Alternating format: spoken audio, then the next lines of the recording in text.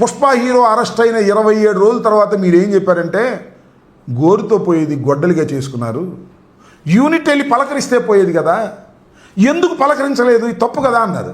ఇప్పుడు నేను అడుగుతున్నా, చెప్పు. 2 రోజులు అయింది కదా, యూనిట్ ఎందుకు వెళ్ళలేదు?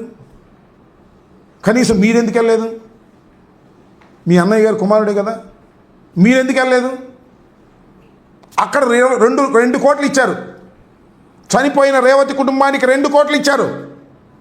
ఐఎమ్ డిమాండింగ్ ఆ చిత్ర నిర్మాత హీరో యూనిట్ పవన్ కళ్యాణ్ గారు కూడా ఇస్తే నాకు అభ్యంతరం లేదు.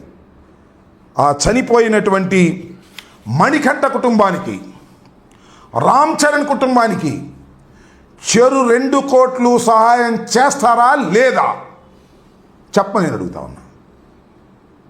పాపం రామ్ చరణ్ తండ్రి చిరంజీవి గారి ఫేవరెట్ అంట. ఆయన పళ్ళ వ్యాపారం చేసుకుంటాడు. చిరంజీవి గారి కొడుకు చరణ్ పెట్టుకున్నాడు, ఈయన చరణ్ పెట్టుకున్నాడు. అంత అభిమానం ఉన్నటువంటి వ్యక్తులు ప్రాణాలు పోయాయి, వారి కుటుంబాలు చేంజ్ అయిపోతున్నాయి.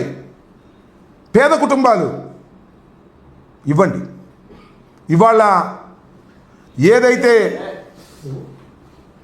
ఏదైతే పుష్ప సినిమాకు సంబంధించి రేవతికి 2 కోట్ల రూపాయలు ఇచ్చారో, ఈ 2 కుటుంబాలకి 2 కోట్ల రూపాయలు ఇచ్చి ఒక్కొక్కరికి మీ చిత్తశుద్ధిని నిరూపించుకోండి, లేకపోతే మీరు ద్రోహులుగా చిత్రీకరించబడతారు. పవన్ కళ్యాణ్ గారు, ఎదుటి వారికి చెప్పేటందుకే నీతులు ఉంటాయి, మనం ఆచరించడానికి మాత్రం నీతులు ఉండవు అనేటువంటి మెసేజ్ని మీరు పంపిన వారు అవుతారని ఈ సందర్భంగా నేను వారికి చెప్పదలుచుకున్నాను.